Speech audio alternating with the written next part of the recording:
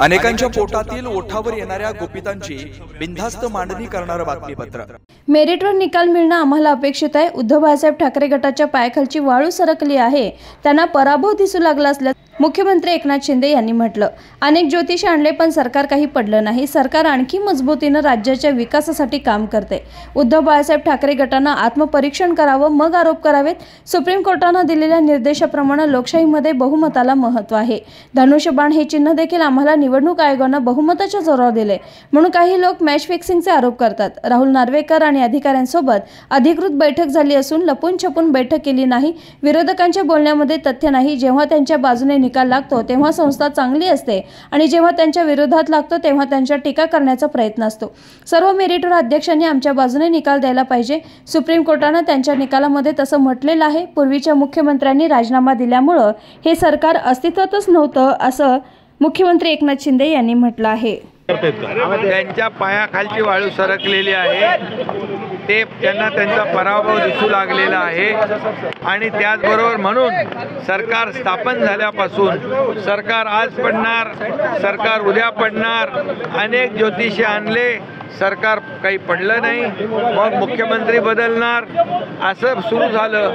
मुख्यमंत्री काही बदलले नाही, सरकार अधिक मजबूत झालं। सरकार अधिक मजबूतीने या राज्याच्या विकासाचं काम करतंय, त्यामुळे त्यांच्या पायाखालची वाळू सरकली आहे। 1.5 वर्षामध्ये जे आम्ही काम केलं त्याच्या जोरावर ज्या ग्रामपंचायतीच्या निवडणुका झाल्या, महायुती नंबर 1 ला आली, यांचा नंबर शेवटून पहिला आला, म्हणजे पार खाली गेले ते, याचा विचार त्यांनी केला पाहिजे, याचं आत्मपरीक्षण केलं पाहिजे, नंतर आमच्यावर आरोप केले पाहिजे। अरे बाबा, हे काय क्रिमिनल मॅटर आहे का? हे सुनावणी सुरू आहे, हे सिव्हिल मॅटर आहे आणि याच्यामध्ये कोणी आरोपी नसतो। आता आम्ही म्हणू का हे 14 ते आमदार आरोपी आहेत, आम्ही म्हटले का? परंतु ते म्हणजे त्याला कुठल्याही प्रकारचं लॉजिक नाही, अशा प्रकारची भाषा ते वापरू लागलेत। याचा अर्थ त्यांना त्यांचा पराभव दिसू लागलेला आहे।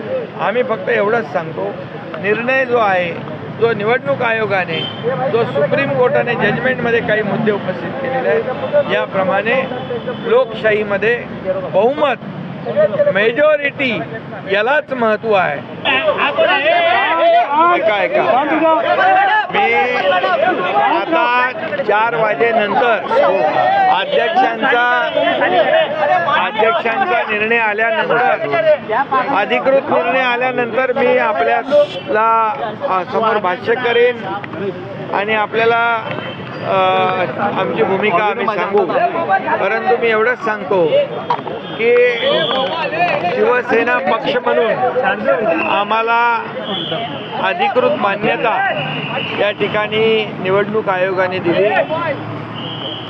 धनुष्यबाण सिम्बॉल निवडणूक आयोगाने आम्हाला दिला आणि शिवसेना अधिकृत पक्ष हा आम्हाला निवडणूक आयोगाने दिलेला आहे। बहुमताच्या जोरावर मेजॉरिटी असल्यामुळे म्हणजे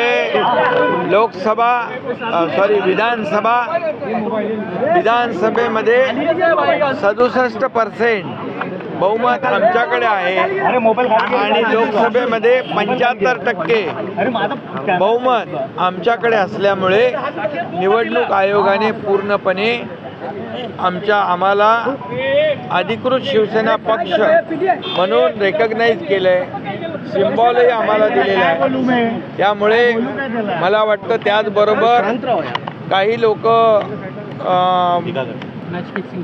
त्यामध्ये मॅच फिक्सिंगचा आरोप करतात। आता मॅच फिक्सिंग म्हणजे काय? म्हणजे त्यांचे आमदार, विरोधी पक्षाचे लोक मग अध्यक्षांच्या कॅबिनमध्ये जेवत होते, ते काही आम्ही त्याच्यावर आक्षेप घेतला का?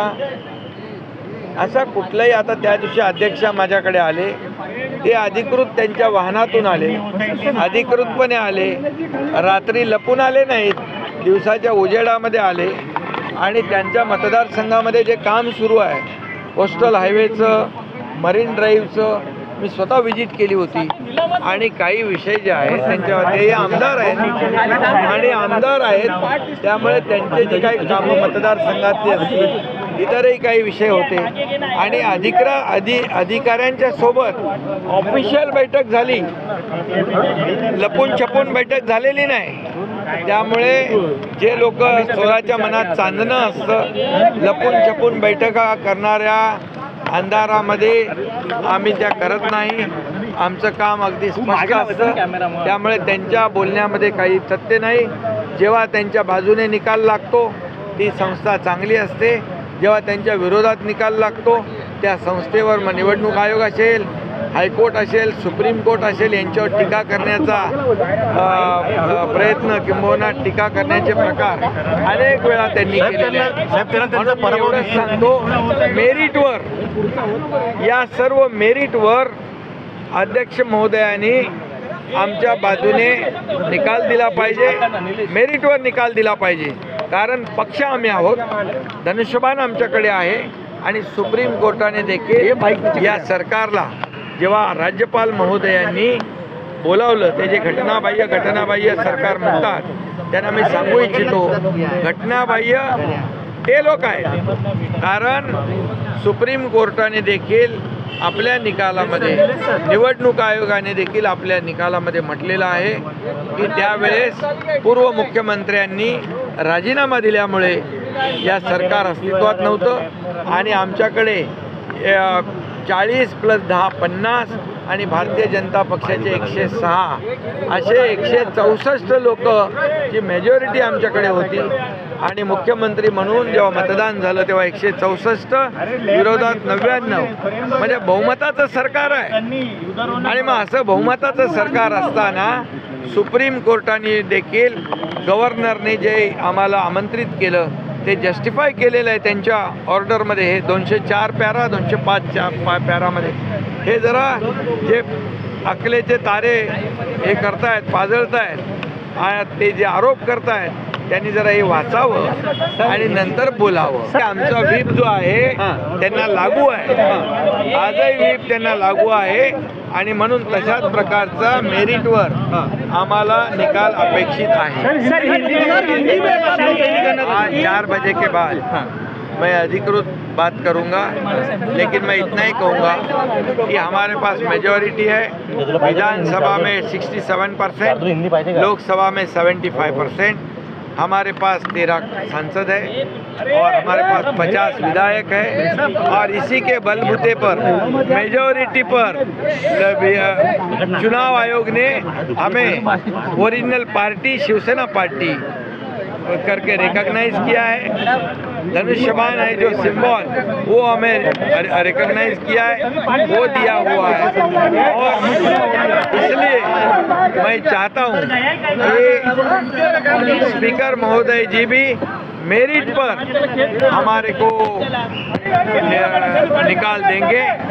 जो रिजल्ट होगा वो मेरिट पे होना चाहिए और मेरिट पे हम लोग शिवसेना है, हम लोग सिंबल धनुष्यबाण है और हमारे जो शपथ विधि हुआ था कुछ लोग हमें घटना बाह्य कहते हैं, घटना बाह्य सरकार कहते हैं और बोले आज गिरेगा, कल गिरेगा, परसों गिरेगा, ऐसे बोलते बोलते अभी 1.5 साल हो गए हैं। अभी बाद में कहते हैं मुख्यमंत्री बदलेगा, लेकिन ये सरकार हमारे मजबूती से काम कर रही है, इसलिए उनके पैरों तले जमीन खिसक गई है, वो बेचैन हो गए हैं और अभी उनको सामने दिख रहा है उनकी हार।